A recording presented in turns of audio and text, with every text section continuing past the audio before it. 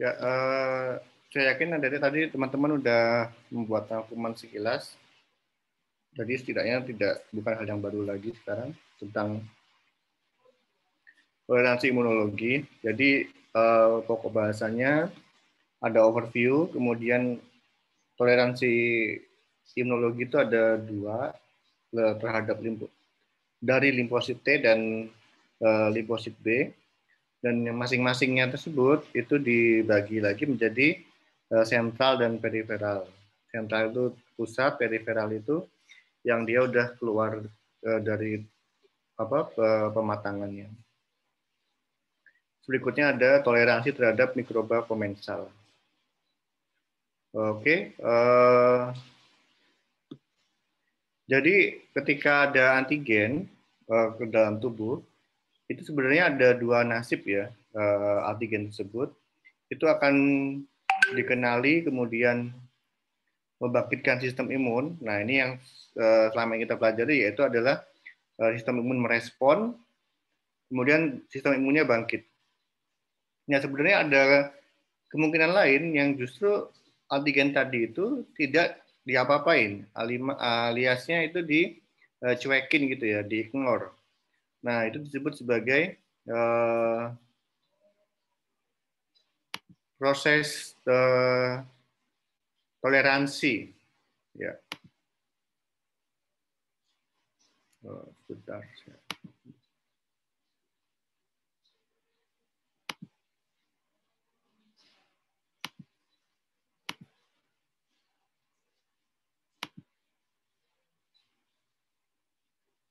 Ya, nanti kalau ada teman yang masuk langsung di itu aja. Farah minta tolong untuk di admit. Lanjutkan.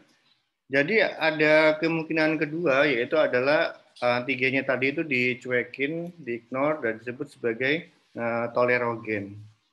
Tolerogen itu adalah antigen yang menginduksi toleransi imunologis, yaitu kebalikan dengan si imunogen, yang dia justru membangkitkan sistem imun. Banyak antigen bisa berperan jadi tolerogen atau imunogen tergantung dari bagaimana mereka diberikan. Oke ya, contohnya ini adalah protein dosis besar yang diberikan dengan tanpa adjuvan.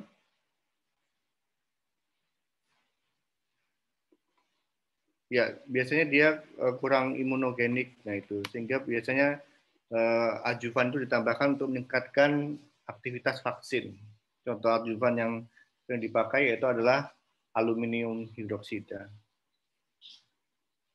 Ya, sebenarnya tubuh kita ini pun memiliki sifat, kita pun memiliki antigen ya, tetapi kita memiliki namanya self tolerance. Jadi toleransi diri.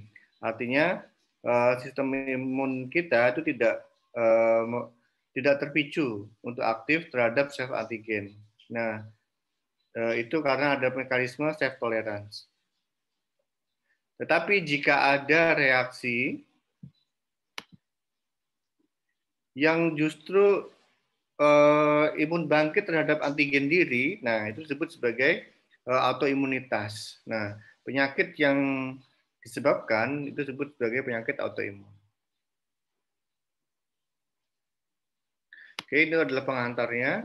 Sekarang masuk ke overview toleransi imunologi.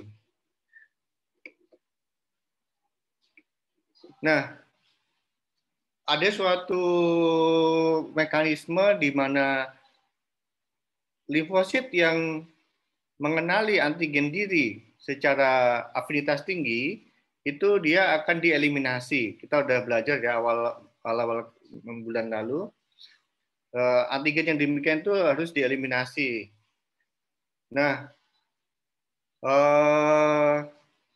ketika nanti dia itu keluar, nah itu bisa menyebabkan tadi ya, mengenali sel antigen dan menyebabkan autoimunitas.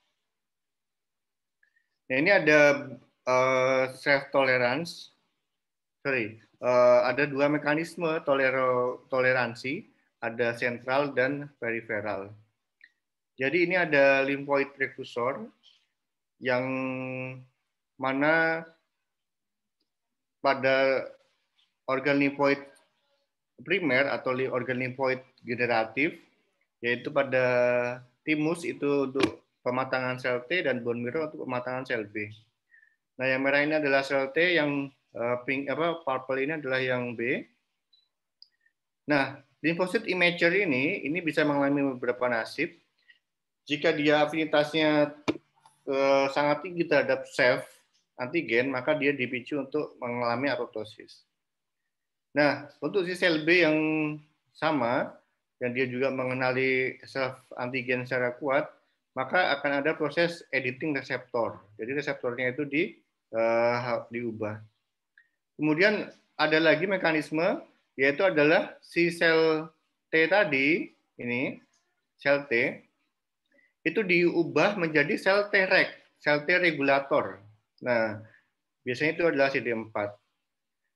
Nah, setelah kejadian ini, maka si sel T CD4 nanti itu akan dirilis. Nah, jadilah si sel Treg yang berperan pada suppression. Nah, suppression dari aktivitas sel imun yang misalnya ada proses inflamasi, kan berarti dia perlu diredam. Nah, sel Treg-nya itu muncul. Nah, ini adalah sel T yang matang, yang lepas dari yang masih survive dan dilepaskan ke perifer. Nah, ketika dia mengenali self antigen, dia mengalami namanya peripheral tolerance. Jadi toleransi yang berkembang di perifer. Nah, ada kejadian menarik, yaitu adalah ketika dia mengenali antigen diri,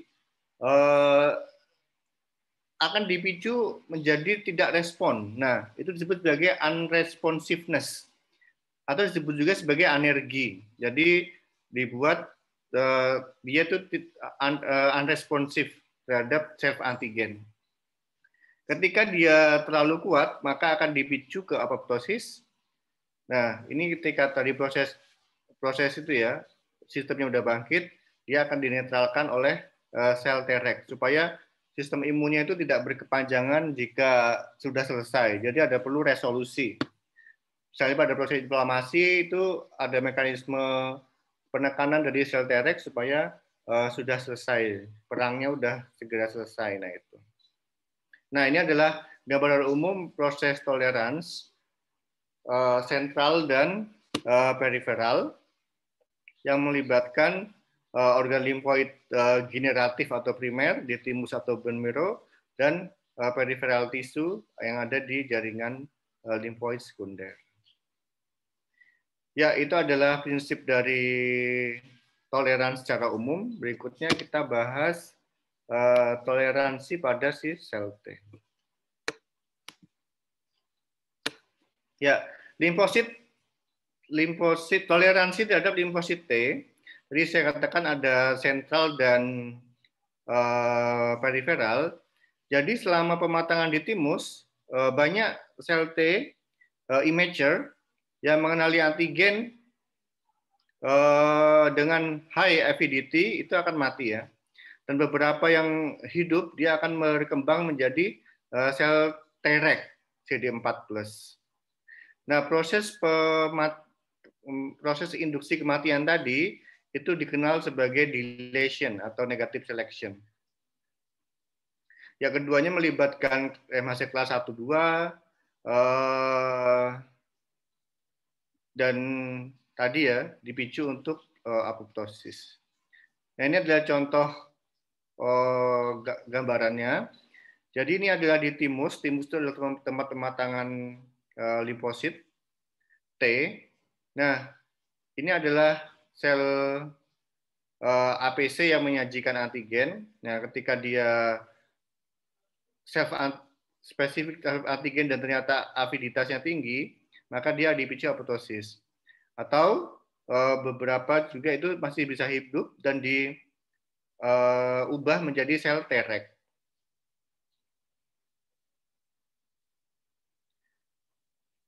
Nah, sekarang bagaimana mekanisme molekulernya? Jadi di tubuh ada namanya adalah medullary thymic epithelial cell atau MTEC. Nah, MTEC ini dia memiliki namanya protein AIRE, autoimmune regulator. Nah, ketika ada mutasi pada gen AIRE ini bisa menyebabkan penyakit autoimun parah yang disebut sebagai APS1 atau autoimun polyendokrin syndrome tipe 1. Kita lihat mekanismenya. Nah, yang atas ini jika berjalan ya. Jadi ini adalah ada MTEC. Nah, MTEC ini dia memiliki faktor transkripsi yaitu adalah AIRE. Nah, ini proses yang berjalan, proses seleksi negatif atau deletion. Jadi antigen dia yang bereaksi kuat, self reactive T cell ini, dia akan dipicu untuk mengalami apoptosis atau perkembangan ke Treg. Nah, ini adalah mekanisme yang berjalan normal. Tetapi jika AIRE-nya ini bermutasi, nah ini, ketika AIRE mutasi, nah proses pengenalan untuk proses mekanisme untuk membunuh sel T reaktif tadi itu tidak berjalan. Nah, akibatnya apa? Akibatnya adalah gagalnya seleksi negatif. Nah, akhirnya kalau sel T reaktif tadi itu gagal untuk di apoptosis, maka dia bisa keluar ke perifer. Nah, di perifer dia akhirnya bisa mengenali tisu antigen dan akhirnya bisa menyebabkan kerusakan, dan inilah yang disebut sebagai autoimunitas. Ya, untuk central tolerance silakan kalau ada pertanyaan. Ini mekanismenya, ini penjelasan umumnya, dan ini adalah mekanisme molekulernya. Silakan.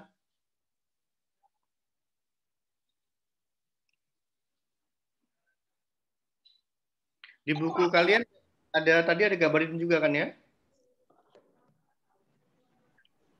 Ada, Pak.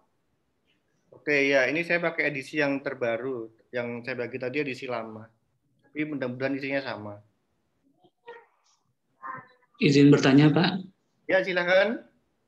Oh, mutasi AIRE ini apakah berkaitan dengan genetik atau ada faktor di luar dari tubuh yang bisa membuat mutasi, Pak? Oke, ya. Saya cenderung ke genetik, Mas. Ya, jadi ada mutasi genetik yang membuat AIRE-nya itu tidak bekerja sehingga proses ini tidak berjalan.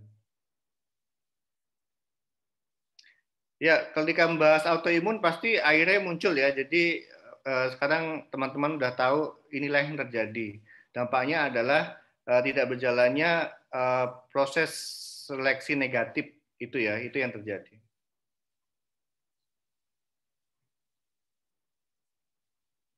Ya, untuk mekanisme toleransi sentral seperti ini, saya lanjutkan sekarang ke toleransi sel T periferal. Nah, periferal ini berarti sel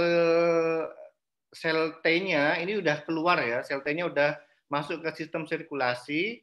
Nah, ketika dia pun bisa mengenali self antigen, nah dia akan dipicu untuk mengalami kondisi itu sebagai anergi atau unresponsiveness fungsional. Atau kemungkinan kedua disuppress dengan Treg. Nah, yang ketiga dilesi. Kalau dia, jadi ada 3 cara. Nah, sekarang kita lihat gambaran lebih detailnya secara ini ya, visual. Nah, yang A ini adalah respon T sel normal. Jadi ketika ada antigen asing ini ya, secara umum maksudnya ada antigen kemudian dipresentasikan oleh sel dendritik. Kita ingat sel dendritik itu adalah APC yang sangat poten. Jadi di sini, nah T sel akan bisa mengenali antigen peptida yang disajikan oleh MHC2 ini. Nah, selain mengenali lewat TCR dan kompleks MHC2 peptida, ada namanya molekul kostimulator. Nah ini, kostimulator CD28 dan pada ligannya yaitu B7 pada sel dendritik. Nah, pengenalan ini lihat ada pensinyalan ya, tanda panah biru ini, artinya pensinyalannya aktif jika ada dua komponen ini, dua ikatan ini. Nah, nanti produknya adalah dibentuklah suatu sel efektor atau sel memori. Nah, ini adalah normal T cell response. Nah, sekarang ketika dia bertemu dengan antigen, nah antigennya itu adalah self ya. Nah, itu maka yang muncul berikutnya adalah tiga ini, ada anergi, suppression dan deletion. Anergi tadi itu apa? Jadi anergi tadi itu adalah antigen diri ini ketika dikenali oleh si sel T, maka dia tidak berespon ya, sinyalnya lihat itu justru diblok. Nah itu. Nah, akibatnya adalah functional unresponsiveness. Nah, mekanisme kedua yaitu adalah suppression. Nah, kalau ingat suppression, ingat aja sel Treg. Dulu namanya di buku teks zaman dulu itu ya disebut sebagai sel T suppression, sel TC. Tapi sekarang tidak ya. Jadi lebih tepatnya sebagai sel T regulatory atau Treg. Dia CD4 juga. Nah, kita lihat sel-sel Treg memiliki mekanisme, nanti saya jelaskan di belakang, yang intinya dia mengeblok aktivasi dari si sel T tadi. Nah, yang ketiga dia dipicu apoptosis. Nah, ini adalah yang mekanisme ketiga. Nah, sekarang kita bahas lebih detail tiap itunya, tiap mekanismenya, ada anergi, suppression, dan deletion. Nah, untuk yang anergi, nah ini. Nah, kita lihat. Ini adalah proses normalnya tadi ya, saya katakan. Ada sel DC, kemudian ada si sel T naif, kemudian dia berikatan lewat TCR-nya, dan kostimulator. Nah, akibatnya adalah proliferasi sel T dan diferensiasi. Nah, sekarang pada T-sel anergi, apa yang terjadi? Jadi DC, di dendritic cell, mempresentasikan self antigen. Kemudian sel T ini bisa mengenali. Nah, tetapi ada dua mekanisme lagi yang membuat dia tidak bisa bangkit sistem imunnya atau justru dianggap sebagai toleran. Nah, itu adalah ada namanya pengeblokan sinyal dan ada namanya adalah molekul inhibitor. Nah, molekul inhibitor itu nanti adik-adik teman-teman tahu ya, ada CTLA4, satu lagi adalah PD-1. Ingat-ingat itu adalah reseptor inhibitor. Nah, justru dia akan mengcounteract sehingga sistem imunnya tidak bangkit. Nah, produk akhirnya adalah sel T-nya tadi anergi atau unresponsiveness terhadap self antigen. Ya, silakan ada pertanyaan tentang proses anergi ini.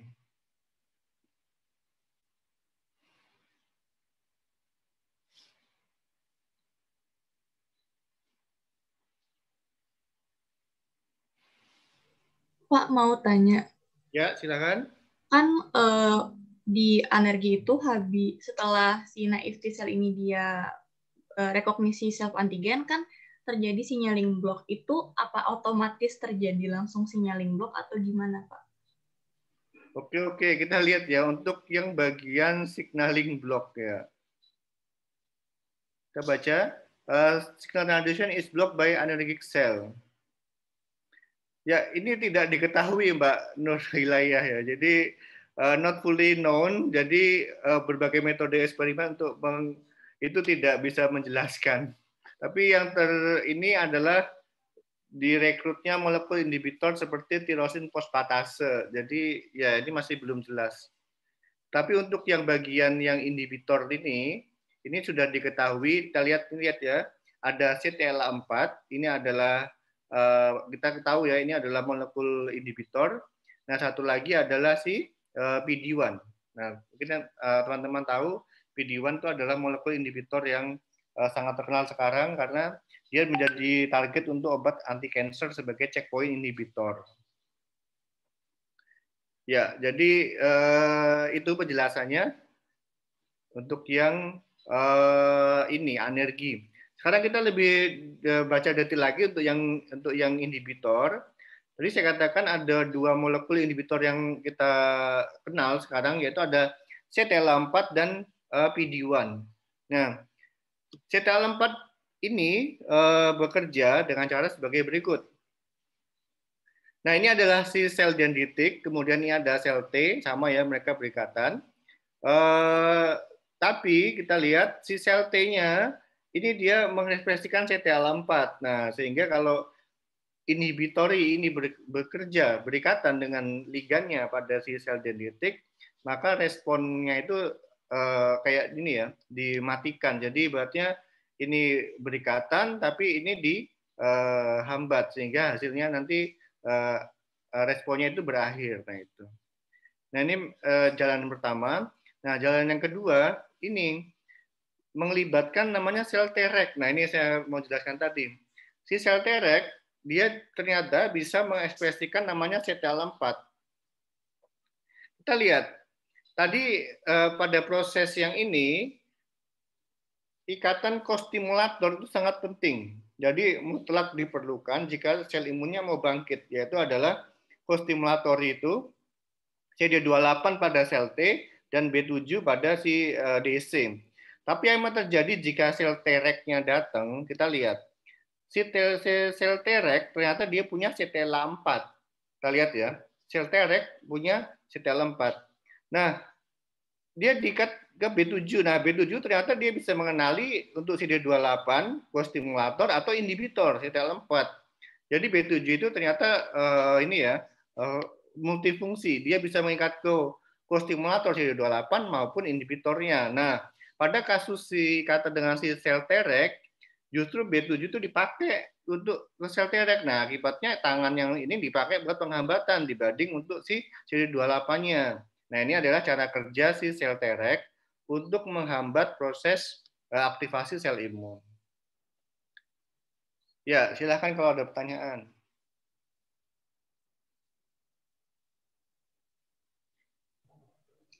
Pak mau tanya lagi. Ya, silakan. Jadi kan kalau yang di mekanisme kedua kan pakai ada melibatkan Treg kan Pak. Nah, apakah ketika si DC yang mengekspresikan self antigen itu berikatan sama naive T cell langsung Treg-nya datang atau ada ada andil dari sitokin atau gimana Pak? Oh itu ya sel Treg-nya datangnya. Ya. Perlu baca lagi nih. Kayaknya si sel Treg itu siap di mana saja loh. Jadi ketika dia ada mekanisme yang dia itu over atau misalnya tadi ya ada proses yang harusnya dia tidak bisa dikenali, dia datang. Tapi bagaimana dia datang, saya kurang tahu ya. Tapi yang jelas menurut saya dia ada di mana-mana. Ya, nanti bisa dibaca lagi di bukunya, Mbak. Saya belum baca itu. Iya. Menarik pertanyaannya. Terima kasih banyak. Iya, bagaimana dia datang ya, oke ya.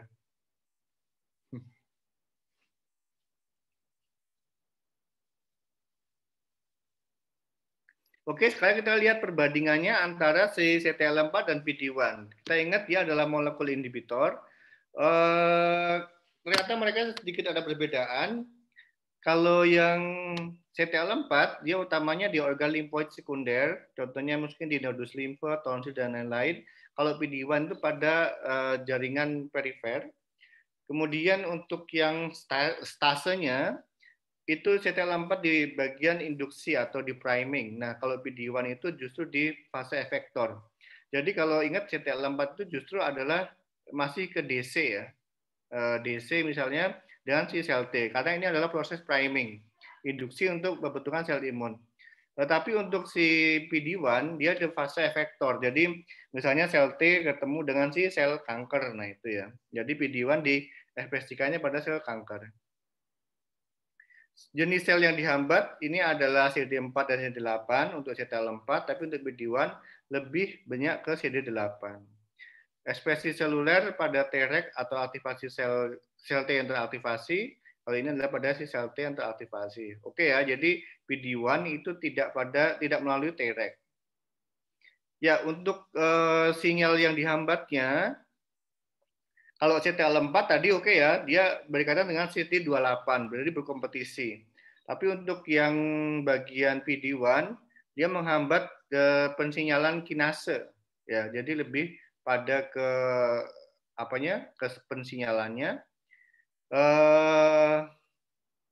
Ya, kalau ini melibatkan Treg, kalau ini kemungkinan tidak. Oke, sekarang masuk ke lebih detail lagi tentang suppressor Treg ya. Jadi kita lebih bahas ke sel Treg ya. Ya, ini ada proses pembentukan atau pematangan limfosit. Jadi di timus dia akan dikenalkan dengan self antigen. Nah, beberapa populasi itu akan menjadi namanya si sel Treg ya. Jadi dia dipicu. Nah, ingat ini ada faktor transkripsinya yaitu FOXP3. Ingat-ingat ya, sel Treg itu faktor transkripsi markernya adalah FOXP3. Nah, dia nanti berikutnya bisa menghambat si sel T responnya gitu ya. Jadi inhibit sel T respon dari FOXP3 ini. Dan bisa juga tidak hanya menghambat si sel T efektor, tapi juga sel T naif, dan juga adalah si ada sel B dan sel NK juga itu dihambat. Ya, ini adalah proses diferensiasi dan cara kerjanya. Sekarang kita masuk ke proses diferensiasinya. Nah, bagaimanakah si sel Treg itu bisa survive dan bisa hidup? Nah, ini ada gambaran mekanisme ini ya, perbanyakan dari si sel Treg. Jadi si sel Treg itu dia itu sangat butuh namanya IL-2. Kita lihat, ketika ada stimulasi IL-2, dia akan berproliferasi. Nah, IL-2-nya sumbernya dari si sel T, si limfosit yang lain ya. Nah, ini berkaitan sama sel dendritik, kemudian dia mengeluarkan IL-2. Nah, IL-2 tadi itu dia akan berikatan dengan IL-2R yang terekspresikan banyak di sel Treg. Nah, dengan adanya stimulasi sel Treg,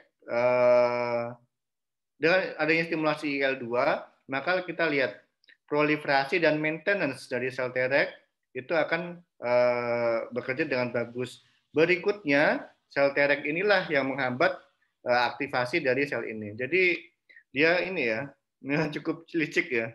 Dia dipicu untuk besar, setelah besar dia akan menghambat. Nah itu, ini gambarnya. Oke, ingat berarti dalam proses maintenance dan proliferasinya dia butuh IL-2.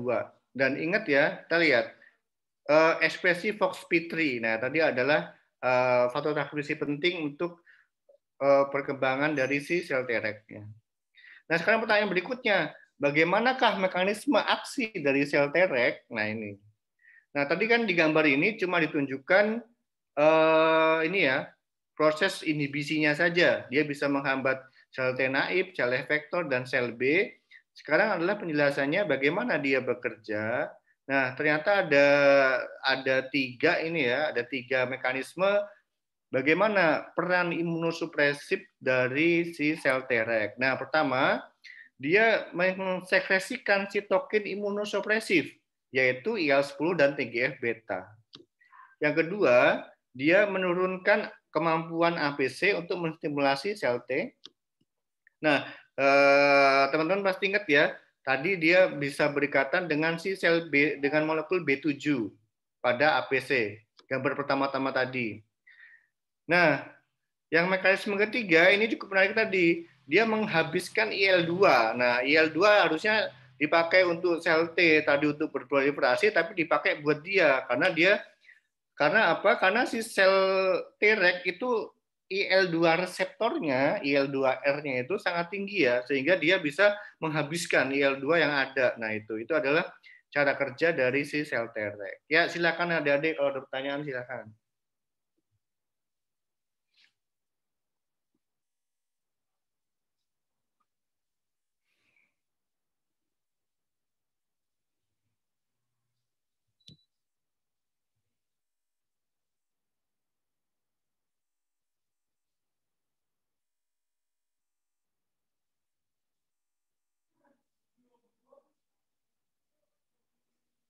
Oke, jelas. Oke, jelas. Sekarang kita lanjut lagi.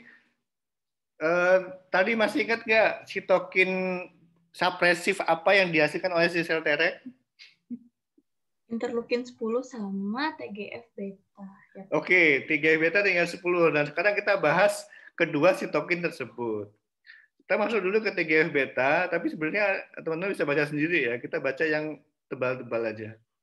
Ya, TGF beta memiliki sistem peran yang sangat luas. Pertama, TGF beta bisa menghambat proliferasi dan fungsi efektor dari sel T dan juga menghambat dari aktivasi makrofag. Oke, ini peran pertama dari TGF beta.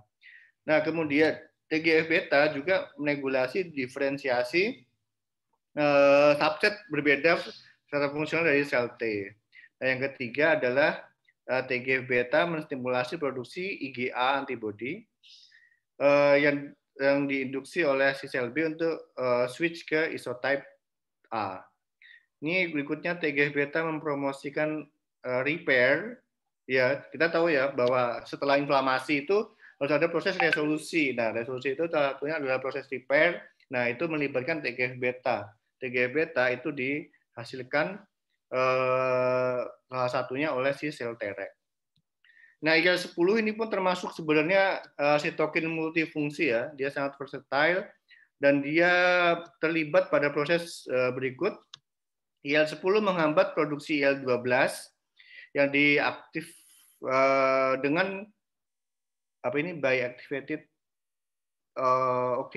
melibatkan sel dendritik dan makrofag. Kemudian dia menghambat ekspresi kostimulator dan MHC kelas 2 pada sel dendritik makrofag. Oke, jelas ya. Jika APC-nya ini dia dihambat kostimulatornya dan MHC kelas 2-nya, maka dia tidak terjadi aktivasi.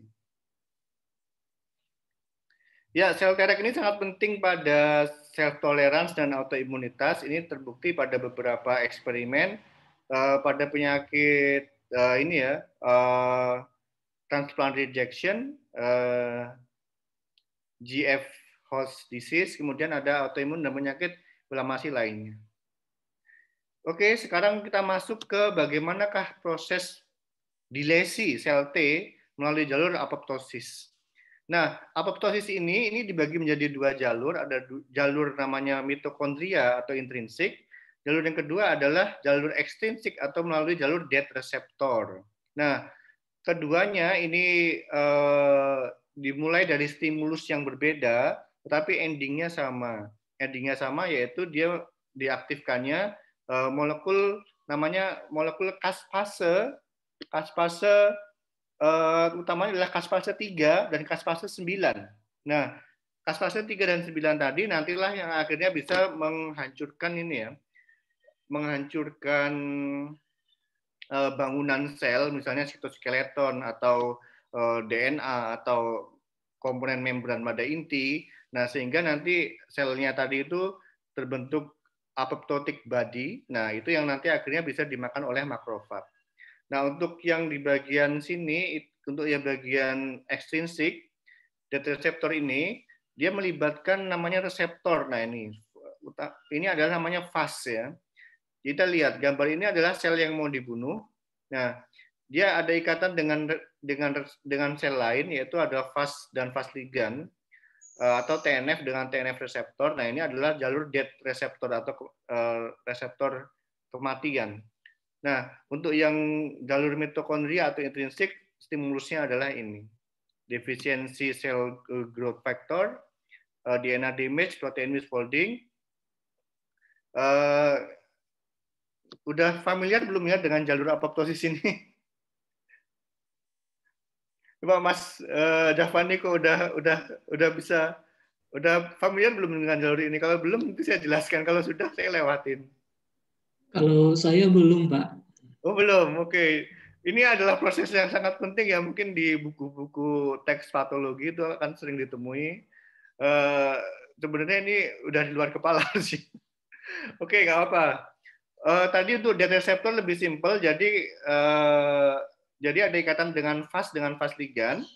Nanti ada proses ini ya, caspase 8, ini inisiatornya. Untuk yang eksekutornya tadi misalnya adalah caspase 3 atau 9. Nah, nanti tadi kita lihat setelah dia aktif, kita lihat DNA nuklear itu difragmentasi, dipecah-pecah, termasuk sitoskeleton. Nah, akhirnya terus menjadi apoptotic body. Nah, ini adalah jalur yang ekstrinsik. Nah, sekarang kita coba gali lebih dalam tentang jalur yang intrinsik. Nah, Jalur intrinsik ini melibatkan namanya organel mitokondria. Jadi stimulus ini ada growth factor defisiensi, kemudian signal hilangnya signal survival, kerusakan DNA atau protein misfolding, dia akan memicu aktivasi protein BH3 only. Ini adalah domain atau motif ya. Nah, protein BH3 only ini nanti dia akan berikatan dengan protein yang diekspresikan di membran mitokondria, yaitu ada Bax-Bak ya. Ini ya. Setelah itu ini aktif. Nah, ini ada komponen namanya adalah sitokrom C. Nah, sitokrom C ini jebol ya, jadi dia bisa lepas dari mitokondria. Nah, kalau si sitokrom C ini lepas, nanti dia bisa mengaktifkan caspase 9. Nah, caspase 9 nanti sama caspase 3 misalnya. Nah, nanti bisa larinya sama ke sini. Jadi ujungnya sama di sini, diaktifkannya caspase eksekutor. Nah, caspase inisiator untuk mitokondria itu adalah 9, untuk yang ini adalah 8. Nah, setelah itu terbentuk fragmentasi tadi, dan ini disebut sebagai apoptotic body. Nah, kita lihat ya, apoptotic body kemudian bisa berikatan dengan reseptornya. Nah, ini adalah misalnya adalah neutrofil atau makrofag. Nah, sehingga dia nanti bisa ditelan fagositosis seperti biasa. Jadi dia apoptosis ini sel yang pembersihannya sangat rapi ya, tidak meninggalkan sampah, sehingga tidak menyebabkan inflamasi. Nah, inilah disebut sebagai kematian sel yang terprogram. Ya, jadi proses seleksi negatif tadi itu melewati proses ini, gitu. Jadi sel-sel yang tadi reaktif tadi, misalnya udah dieksekusi oleh sel Treg atau dikenali, kemudian dia akan dimakan oleh makrofag atau neutrofil, sehingga sel-sel T reaktif tadi itu mati melalui proses apoptosis. Nah, jalur mekanisme molekulernya ini. Nggak tahu di buku kalian ada nggak? Saya nggak tahu, ini kayaknya baru. Silakan kalau ada pertanyaan. Mau bertanya, Pak? Ya, silakan. Itu fas ligat itu selnya apa ya, Pak ya? Sehingga bisa berikatan. Ini ya, oh ya, kita baca. Cell surface homolog to TNF, oke. Ligand, sitokin TNF, receptor. In T cell, the most important that receptor is Fas, and its ligand is Fas ligand. Enggak disebut ya. Fas adalah member TNF dan Fas ligand adalah mu TNF. In many type cell, Casp8. Oke, kita cari aja, Mas.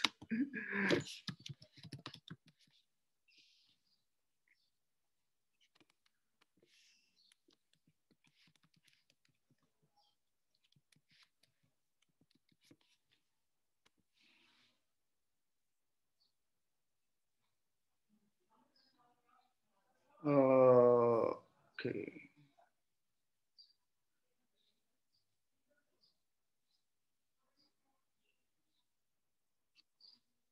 Yang jalur ekstrinsik. Coba ini ya.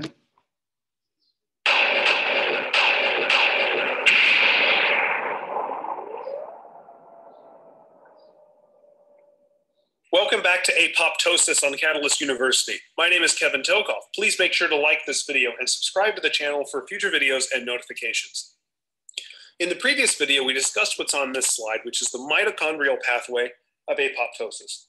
And we saw that the mitochondria plays a huge role in promoting and inducing apoptosis, and whether that that's part of the FAS receptor. Okay. When that inhibitor is lost, the FAS receptor is now going to have the potential to become activated. And now we're going to see actually what happens. So this cell up here on the extracellular side, this is actually supposed to be an immune cell. And what? Oke, immune cell. Berarti menurut saya limfosit dan sebagainya. Ya, jadi ini adalah immune cell. Jadi mungkin terutama limfosit ya. Dan ini adalah sel yang mau ditarget untuk dimatikan tadi. Gitu. One good example of a cell that will actually do this is a cytotoxic lymphocyte. That's part of the adaptive immune system. Cytotoxic lymphocytes, or CD8 positive cells, can CTL, actually Mas. target cancerous cells and induce their death by this mechanism. So we're assuming now that this cell, this is the same one from before, has become cancerous. Those inhibitors of the FAST receptor are now no longer being expressed.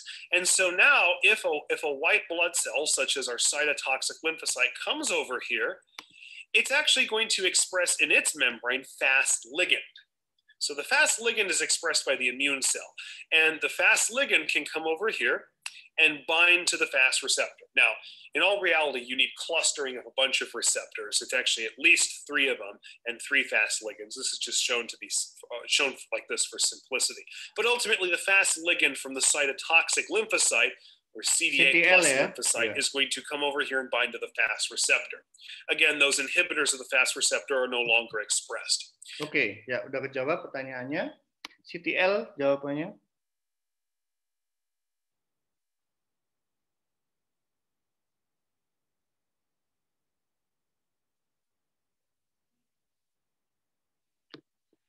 Ya, ini tambahan ya, faktor-faktor yang terlibat. Oke. Sekarang lanjut ke berikutnya. Ya, toleransi terhadap mikroba komensal.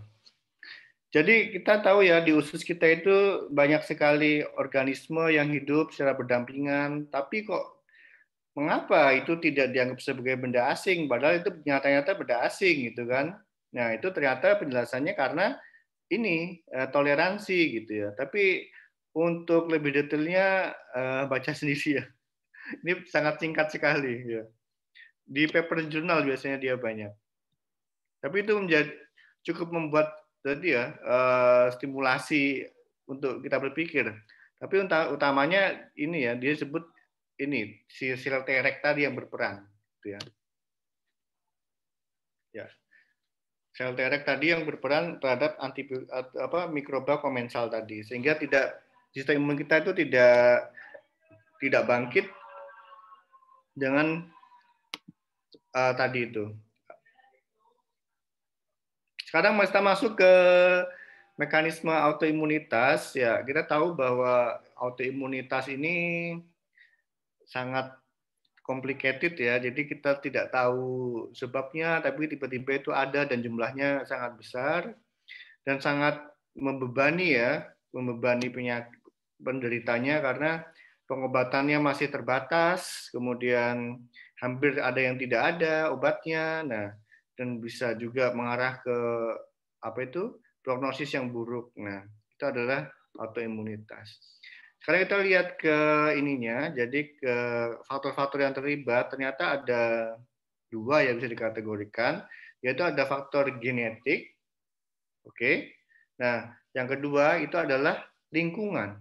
Nah, untuk yang faktor genetik tadi, ini bisa akibatnya menyebabkan failure of self-tolerance tadi. Misalnya pada mutasi air tadi ada genetik yang akhirnya tidak bekerja, akhirnya sel reaktif tadi bisa lepas. Nah, untuk bagian yang lingkungan ini cukup banyak ya, terutama bisa karena cedera, inflamasi, atau yang sangat cukup mengkhawatirkan yaitu adalah karena pasca infeksi. Nah itu, jadi setelah infeksi tertentu orang pasien itu bisa mengembangkan penyakit autoimun. Ya, ini pengelompokannya ada 2, bisa karena organ, nah itu organnya bisa bersifat sistemik atau spesifik organ. Nah untuk yang sistemik contohnya adalah SLE, karena dia tidak hanya mengenai pada kulit, tapi juga bisa mengenai ke bagian ginjal atau organ-organ penting lain, sehingga disebut sebagai sistemik lupus erythematosus. Nah itu. Nah, tapi ada juga ini ya, responsibility atau auto antibody tadi itu hanya mengenali self antigen restricted pada area tertentu. Nah, misalnya pada ini ya, myasthenia gravis itu organ mana yang kena? Ayo. Mas Javaniko apa? Apa yang diserang? Mbak Nur Hilayah. Saraf ya, ya benar. Jadi di bagian apa itu? Kita tahu ya, saraf itu kan ada mielin. Nah, mielinnya itu yang diserang oleh autoantibody sehingga proses padahal mielin itu berperan pada penguatan impuls saraf. Nah, ketika itu diserang, maka mielinnya tadi selubungnya itu rusak, akhirnya susah gerak, orang misalnya grafis. Tadi maksudnya susah dikontrol ya. Jadi matanya berkedip itu tidak bisa dikendalikan, kemudian pernapasan, nah itu banyak faktor, itu disebut sebagai miastenia grafis. Kemudian ada diabetes tipe 1. Nah, kalau ini tahu ya, organ diserang adalah pankreas. Multiple sclerosis itu pada kulit. Oke ya. Sekarang kita masuk ke berikutnya. Oke, ini masih sifatnya ya. Jadi bersifat kronik, progresif, dan self-perpetuating. Sekarang abnormalitas yang memicu pada autoimun tadi adalah defective self-tolerance. Kemudian tadi ada faktor genetik. Nah ini, jadi entah mutasi atau polimorfisme itu bisa menyebabkan kesalahan. Nah, tadi itu mutasi genetiknya itu bisa terkait dengan MHC. Nah, kita tahu ya bahwa di tubuh kita itu ada MHC, tapi lebih spesifiknya kita sebut sebagai HLA atau Human Leukocyte Antigen. Itu adalah nama lain untuk MHC pada manusia. Nah, ini pada beberapa penyakit, misalnya rheumatoid arthritis, diabetes tipe 1, sclerosis, SLE, ankylosing spondylitis, dan celiac, itu sudah diketahui beberapa alelnya itu ada mutasi atau polimorfisme ini ya, yang menyebabkan dia diketahui ada hubungan dengan penyakit autoimun. Nah, selain itu ada juga yang non HLA. Nah, ini juga ada banyak ya. Misalnya untuk PTPN22 itu mengarah pada penyakit misalnya banyak sekali ini ya. Tidak hanya diabetes tapi ada rheumatoid arthritis dan lain-lain. Ini adalah suatu protein tirosin fosfatase yang mengubah arginin diganti dengan si triptofan. Kemudian ada NOT2, ini sangat terkenal juga. NOT2 itu ada mengakibatkan polimorfisme pada NOT2 itu terkait erat dengan penyakit Crohn disease. Crohn disease itu suatu penyakit IBD ya, inflammatory bowel disease. Ada teman-teman tahu nggak IBD itu ada dua bentuk fenotype apa dan apa?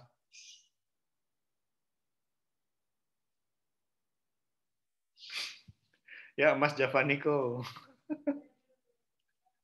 Ya, IBD ada dua bentuk, Crohn disease dan atau yang lain boleh. Ya, IBD sangat terkenal. Jadi di Jepang kemarin itu salah satu penyakit autoimun yang cukup ditakuti karena ternyata sekian kini semakin meningkat. Sebenarnya di Indonesia pun banyak. Di kita itu rata-rata penyakit ini misdiagnosis. Jadi ya mungkin ya udah kram perut gitu kan, itu tidak spesifik kram perut. Tapi ternyata spesifiknya adalah misalnya IBD. Nah, IBD pun dia ada dua jenis. Ada Crohn disease, satu lagi adalah pernah dengar nggak ulcerative colitis? UC ya. Nah itu ada Crohn disease CD dan ulcerative colitis CD. Nah itu adalah dua bentukan dari penyakit IBD. Nah ternyata dia dikaitkan dengan si NOT2. Kita ingat NOT2 itu adalah suatu PRR ya. Kemudian defisiensi genetik pada penyakit pada protein komplement, kemudian IL-2, 3R, CD25, ini reseptor pada antibodi, insulin, dan lain-lain. Ya, ini adalah jenis gen, fungsi aslinya, dan penyakit. Nah, sekarang kita masuk ke bagian, nah ini yang tadi adalah kebanyak, nah sekarang lebih ke single gene. Nah, tadi yang saya sebut ada air tadi ini. Nah, itu menyebabkan penyakit APS. Ya, yang lainnya juga masih banyak. Nah ini agak horor ya. Peran infeksi dalam autoimunitas. Ya ini cukup saya juga masih heran mengapa bisa. Jadi teman-teman tahu ya bahwa penyakit autoimun itu utamanya menyerang pada pria atau wanita.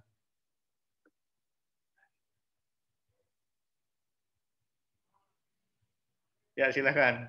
Lebih cenderung mana terkena penyakit autoimun, pria atau wanita? Perempuan atau laki-laki?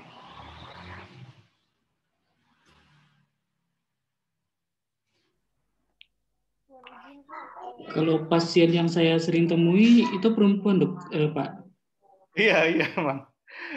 Jadi nggak tahu kenapa ya gender itu masuk juga dalam probabilitas penyakit autoimun dan lebih banyak menyerang perempuan. Ya, masih misteri. Mengapa perempuan lebih kena si autoimun? Nah, ini ada kaitan yang cukup ini ya dengan infeksi. Jadi biasanya autoimun itu kan datang tidak diketahui kapan ya, tapi biasanya ada pengaruh infeksi sebelumnya. Nah itu. Jadi entah bagaimana itu ada suatu infeksi yang nanti itu bisa berikutnya adalah mengarah ke autoimun. Nah, ini disebabkan mungkin ya karena mikroba tadi itu akan membentuk suatu antigen, suatu antibodi. Nah, antibodi tadi yang cross react atau ikatan silang dengan si antigen antigen diri. Nah, itu yang disebut sebagai molekular mimikri. Jadi molekular mimikri itu adalah mekanisme yang diajukan pada autoimunitas pemicu yang disebabkan oleh infeksi yang mana mikroba mengandung antigen yang bereaksi silang dengan self antigen. Nah, respon imun terhadap mikroba tadi menghasilkan reaksi terhadap self tissue. Oke ya itu. Sangat contoh terkenal ini adalah pada infeksi demam rematik. Ini sangat terkenal ya. Jadi yang mana pada anak-anak balita yang dia mengembangkan sakit tenggorokan awalnya. Jadi infeksi streptokokal oleh itu. Nah, tubuh itu akan menghasilkan namanya antibodi anti streptokokal. Nah, ternyata antibodi tadi itu bisa bereaksi silang dengan protein pada jantung. Nah, itu pada myocardial protein itu ada yang dikenali juga oleh antibodi ini. Nah, itu. Nah, auto antibodi tadi itu berikatan dengan protein jantung. Nah, akibatnya protein jantung tadi dianggap sebagai benda asing. Nah, itu yang justru malah dirusak. Nah, menyebabkan myokarditis. Nah, sehingga teman-teman mungkin harus aware ya ketika ada anak kecil yang dia atau ini ya terkena strep tenggorokan itu kalau misalnya dia mengarah ke sana bisa jadi ada tadi sehingga pengobatan yang tepat dan cepat untuk strep tadi harus segera diberikan. Ya, atau ada pengalaman ada pengalaman tidak terkait dengan rheumatoid fever ini? Silakan boleh dibagikan ke sini. Saya juga ingin dengar. Kalau ada tahu yang lain boleh.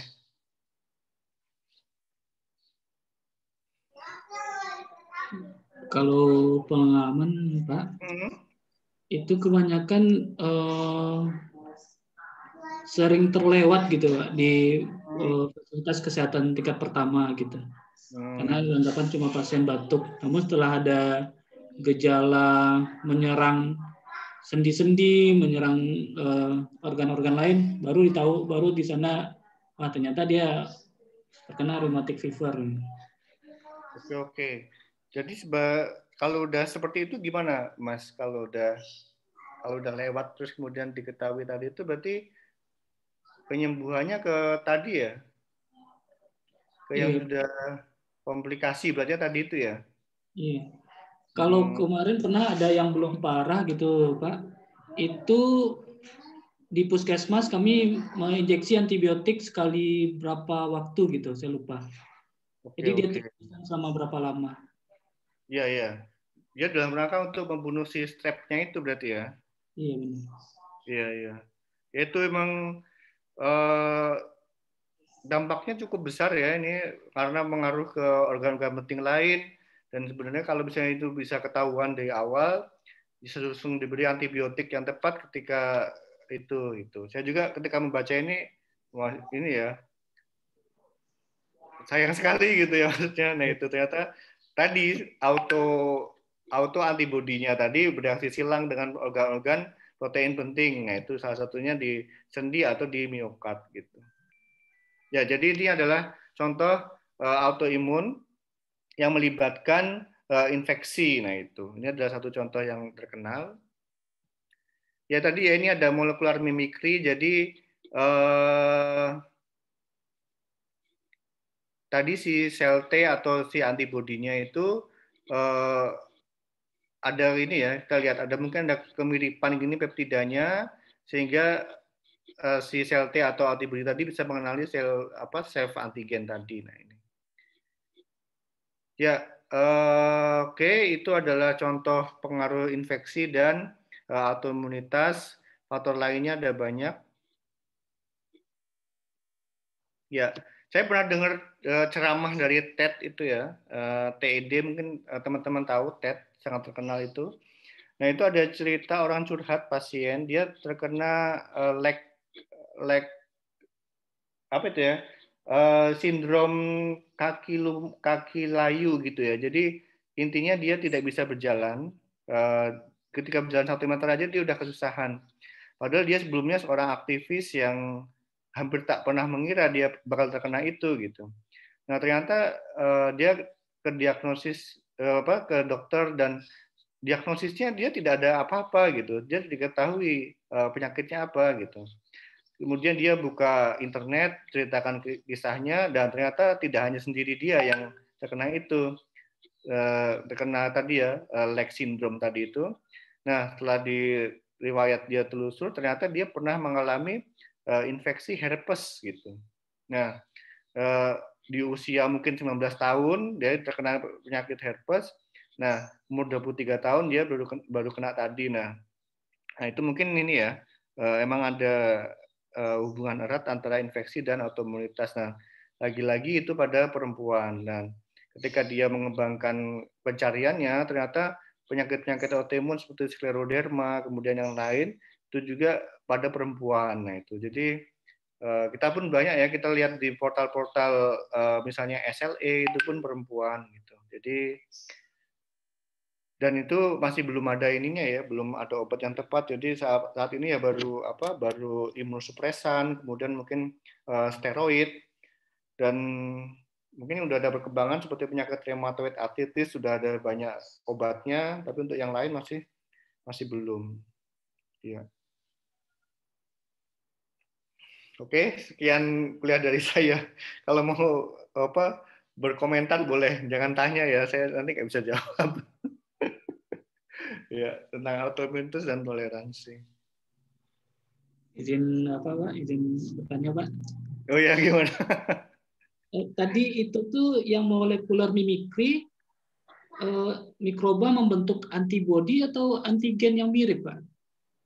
Jadi gini, tubuh kita itu membentuk auto antibody namanya. Jadi antibody yang tiba-tiba bukan antibody yang itu tuh sebenarnya antibodinya itu aneh gitu ya. Jadi antibodinya itu tidak tepat, inappropriate antibody. Jadi antibodinya tadi disebut sebagai auto anti strep gitu ya. Jadi kita lihat baik lagi. Ya, kita nyebutnya auto antibody.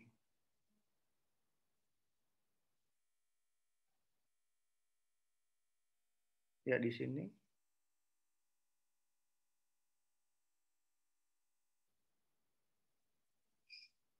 Oke, ini ya. Misalnya ini adalah auto antibody anti strep gitu. Jadi sebenarnya terhadap ke streptococcusnya. Nah, tapi yang jadi masalah antibody tadi cross react ini. Nah, itu mampu berikatan silang dengan protein di dalam tubuh kita.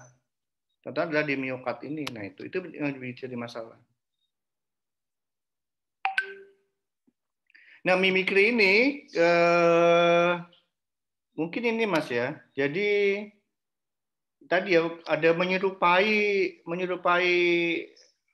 entah bagaimana ya. Jadi akhirnya self antigen jadi ikut terkenali juga oleh antibodi tadi dah, memicu ke kerusakan kalau dia udah ketempelan.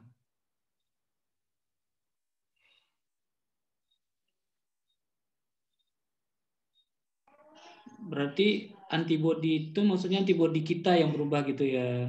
Iya, ya. Kita masukkan antibodi terhadap anti strep tadi. Tapi ternyata antibodi yang dihasilkan itu miskonfigurasi yang akhirnya bisa mengenali si self antigen pula. Gitu.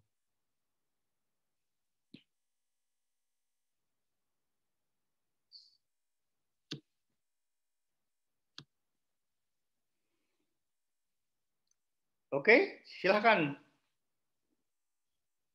Ya, topik ini cukup menarik ya. Jadi bisa dibaca lebih lanjut di paper-paper juga banyak. Tapi setidaknya dasar yang saya berikan hari ini sudah bisa untuk membantu untuk bisa membaca paper. Karena kalau membaca paper tanpa landasan juga akan pusing.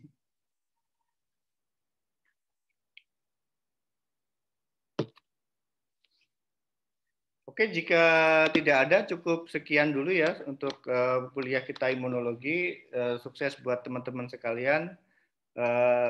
Sudah selesai ya pertemuan kita untuk di semester ini. Ya, semoga apa yang saya sampaikan bisa bermanfaat dan bisa menginspirasi adik-adik semua. Jadi intinya kuliah saya lebih pada membangun inspirasi supaya teman-teman bisa survive untuk bisa membaca paper, membaca buku, dan lain-lain. Ya, sekiranya demikian. Jika saya ada salah, mohon maaf. Saya tutup. Wassalamualaikum warahmatullahi wabarakatuh. Waalaikumsalam warahmatullahi wabarakatuh. Waalaikumsalam warahmatullahi wabarakatuh.